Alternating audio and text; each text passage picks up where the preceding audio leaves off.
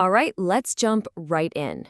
In the next few minutes, we're giving you the executive's guide to something that's now a fundamental cost of doing business: cyber attacks. Let's start with a number that should grab your attention: $10.5 trillion.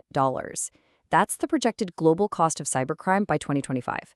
I mean, that's a figure so massive, it's not just an IT budget item, it's a global economic force. So, a number that big forces us to completely reframe the whole problem, right? This is no longer just some IT issue you can delegate to the folks in the server room. It's a fundamental leadership issue.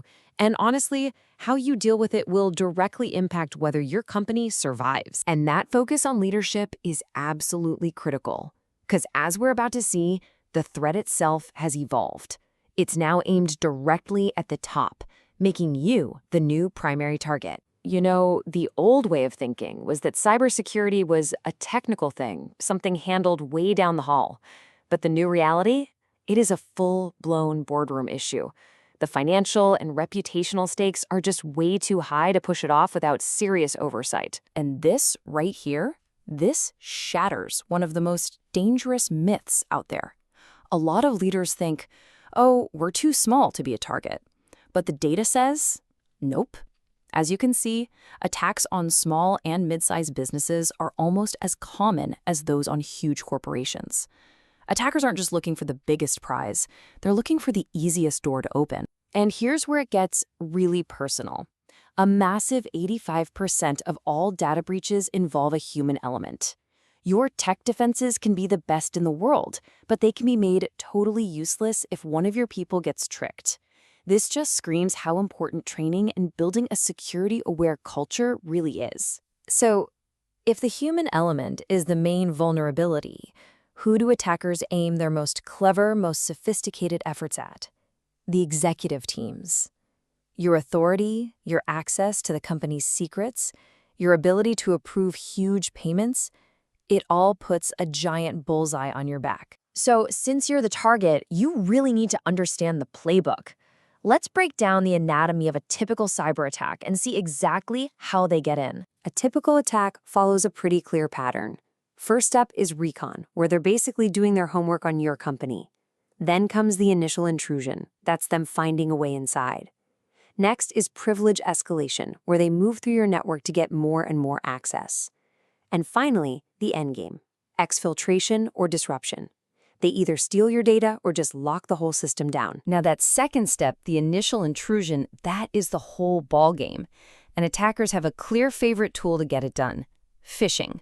It's the #1 gateway into your organization, period. The dominance of this one method is just staggering. 91%. Let that sink in for a second. That means more than 9 out of every 10 successful data breaches start with a simple, deceptive email. It's the front door for cybercrime. So what is it exactly? Well, phishing is just using sneaky communications, emails, text messages, that look like they're from someone you trust. The whole goal is to trick you into giving up your password, sending money, or downloading some nasty malware. Let's walk through a real-world example. It starts with the lure. A CFO gets an email with a fake invoice, but it looks like it's from a real supplier. The deception? The PDF attachment looks legit, but it's hiding malware. The second it's opened, the theft happens. The malware captures the CFO's financial login info. And the final impact? A fraudulent $2 million wire transfer. It's that fast, and it is that devastating. And this brings us to the real cost of a breach, which, let me tell you, goes way, way beyond just paying a ransom or losing that one fake invoice payment. Take a look at this breakdown. The direct costs, like a ransom payment, they're often just a small piece of the pie. The biggest chunk, a whopping 40%, is lost revenue from just being out of commission. Then you have the damage to your reputation and the huge costs of just trying to recover. And this ripple effect is just devastating. The median cost of a single incident is $4.45 million. The average time to recover, 23 days. That's over 3 weeks of your business being crippled.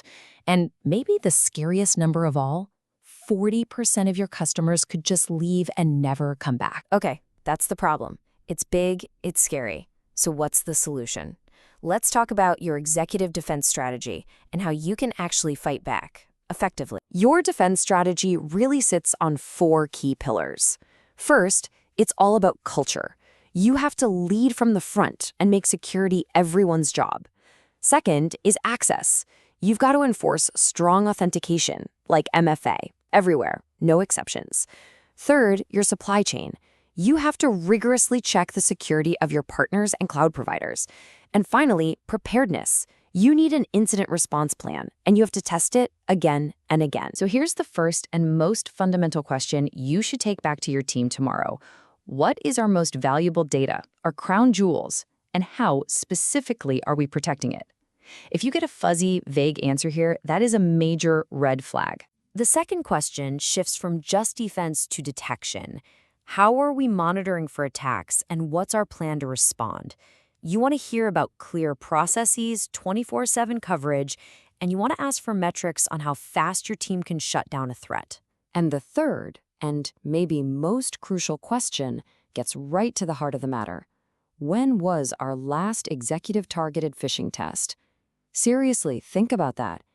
If your security team isn't willing to test the leadership team, you have a gigantic blind spot. Let's end with the single most important takeaway for any leader in this day and age. It really comes down to this. You can delegate the tasks of cybersecurity, but you can never, ever abdicate the risk. That responsibility belongs in the boardroom. It belongs to you.